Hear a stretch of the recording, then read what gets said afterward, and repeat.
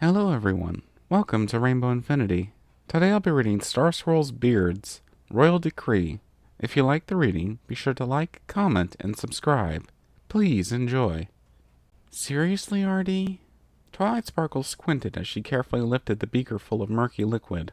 The next step was critical. She needed to add only one drop into the other placed on the Bunsen burner, or things would go south.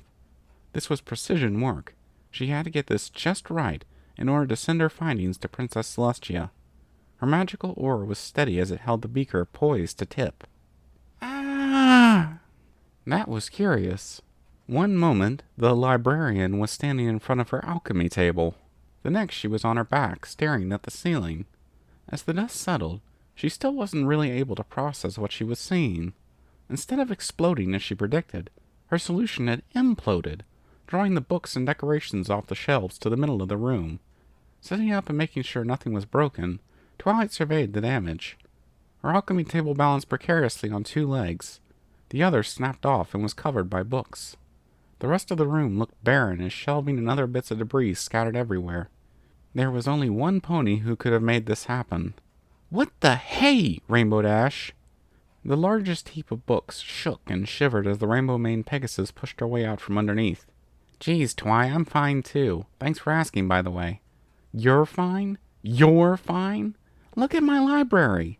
More important, look at my experiment. Do you know how long it took me to get the control just right? My notes are probably obliterated. I'm sorry, okay? I'll help you clean up or something. Tossing her mane out of her eyes, finally Rainbow was able to get a better look at the damage. Pony feathers. This was way more than she had initially thought it would be. She really shouldn't have tried to squeeze in that 15th barrel roll. Twilight was fuming. She had galloped straight past Angry and was furious. No. This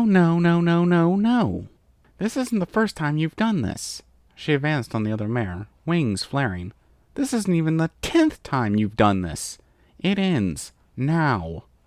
Pressed nose to nose with Twilight, there was no room to escape. Furious purple eyes bore into magenta. Spike! The scrabbling of claws across the upstairs was her response, and before long a scaly head peeked from around the corner. Yikes! What happened? I heard the blast, but you said not to disturb your... Take a letter, Spike. Parchment and quills seemed to come from nowhere as the small dragon prepared himself. Whatever she was about to say next was probably going to be bad. Rainbow began to sweat while pinned to the bookcase. Twilight was usually good-natured about the whole crashing into the library thing, but this seemed to be taking it overboard. Chillax, Twi. I said I'd clean it up or replace it or whatever. No! You don't get to do that. I told every pony I was researching something very important. Do you want to know what you just destroyed? Ever since I went to that other world, I've been fascinated. They have machines that ponies like us can only dream about. They had even found a way to fit the entire contents of a library into a box. So I figured I'd start by finding a new way to reinforce the metals we have here to make building more efficient, and you just smashed up what could revolutionize construction. Oh, horse apples. So, no more. I'm done with it. Turning around to face Spike, she began dictating. I, Her Majesty Princess Twilight Sparkle, do hereby decree that Rainbow Beatrice Dash is banned from flying within 50 feet of the Golden Oaks Library. If she is caught breaking this royal decree, she will be banned from flying within the limits of Ponyville Township. She will be escorted under guard to enforce the aforementioned ban. If she continues to disrespect this decree, the Crown will have no choice but to ask its ally Discord to remove her wings for an amount of time to be determined. This decree is in effect this day, the year of our princesses, 3013 AC. Take that to Town Hall and put in Marimare's hooves, Spike. The baby dragon nodded and bolted out the door, moving as fast as his small body could carry him. Come on, Twi, I said I was sorry. Did you have to use my middle name? That was uncool to the max.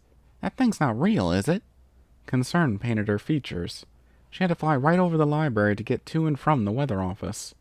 This would add an extra 15 minutes to her journey, both ways to swing around.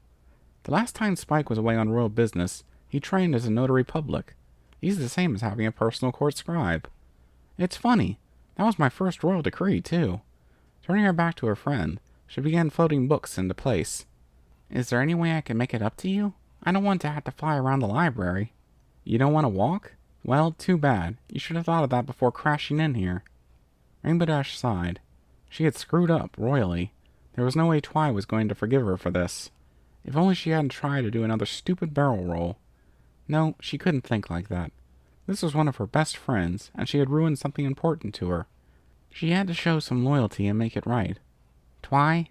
An exasperated sigh. Yes, Rainbow? Look, I messed up big time. I get it, okay? I'm really sorry. Let me make it up to you. Spinning around, Twilight took a deep breath and let it out just as Cadence showed her. How? I have some tickets to the next Wonderbolt show in Cloudsdale. I know it's not really your thing, but if you want, you can have them. You don't even have to take me. Twilight had to admit, her interest was piqued. Are you sure? The Cloudsdale show is supposed to be the best of the year. Rainbow let out a shocked gasp. I do listen when you talk, you know. I really want to make this right, and this is something that I care about a lot. I want you to take them, and, I'm sorry. Twilight cast her glance aside for a moment before making up her mind. Fine, I'll tell the mayor to cancel sending my decree through on 2 conditions. Oh? Artie couldn't help but let a note of hopefulness enter her voice. One is that we go to that show together, and the other is that you absolutely promise to start practicing outside of town more often. Deal? With a grin that spread to the other mayor, Rainbow leapt for joy, doing a small circle around the room. Yes! Good. Now grab a broom and start sweeping. Thank you for listening in. I hope you enjoyed the reading. Until next time, stay tuned.